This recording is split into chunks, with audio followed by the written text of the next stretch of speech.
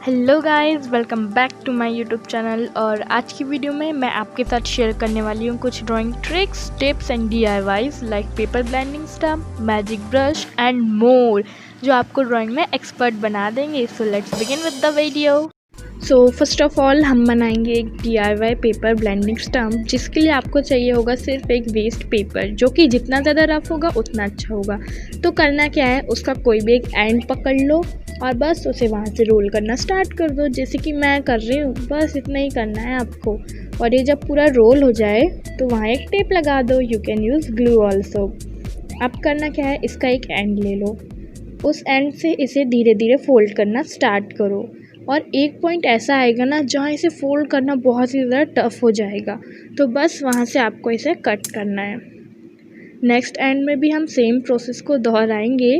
एक एंड जो बहुत ही ज़्यादा टफली फोल्ड हो, वहाँ से हम इसे कट कर लेंगे कुछ इस तरीके से।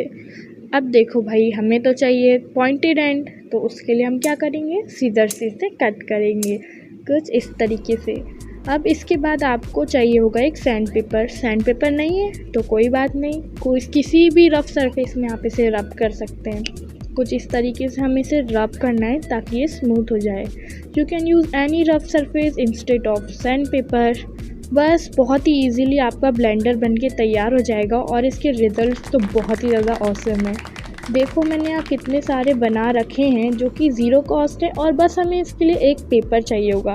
और न्यूज़पेपर से भी आप इन्हें बना सकते हैं, और ये मार्केट में बहुत ही ज़्यादा महंगे मिलते हैं, तो आप इन्हें घर पे ही बना लो, ये बेटर रहेगा। अब देखते हैं इसकी टेस्टिंग। तो मैंने यहाँ पेंसिल से शेड किया। Now I use here my DIY blender. So देखो कितना अच्छा इफेक्ट यहाँ पे आ रहा है ना, तो इसी बात में कर दो वीडियो को like. Next is a magic brush.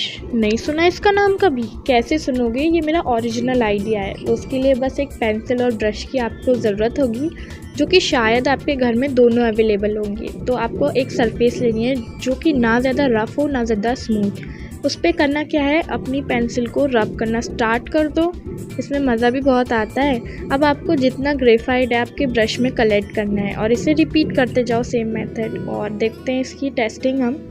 इसे आप ज़्यादातर तब यूज़ कर सकते हो जब आपको फेस में एक बेस बनाना हो। आप सिंपली इसे बेस बनाने के लिए यूज़ कर सकते हो, जो कि बहुत ही ज़्यादा यूज़फुल है। नेक्स्ट मैं आपको एक ड्राइंग ट्रिक बताऊंगी। तो करना क्या है, एक रेक्टेंगल के अंदर एक सर्कल ड्रॉ करो और एक प्लस ड्रॉ कर लो, जैसे कि मैंने किया है। Now you have to make more horizontal and vertical line on it like this I am making. But ध्यान रहे सर्कल को छोड़ के। अब सर्कल को भी फिल करेंगे हम कर्व्स बना के, like this I am doing here. आपको बहुत से कर्व्स यहाँ बनाने होंगे। देखो ये ड्राइंग पूरी होने के बाद बहुत ही ज़्यादा 3D इफेक्ट देगी, बहुत ही ज़्यादा इजीली। तो मैंने यहाँ बना लिए हैं। देन आपको कुछ इस तरीके के पैटर्न में इसे कलर करना होगा। पूरे बॉक्सेस को आपको कलर करना है सेम पैटर्न में, एक्सेप्ट द सर्कल। तो उस सर्कल के अंदर भी आपको सेम मेथड से ही करना है।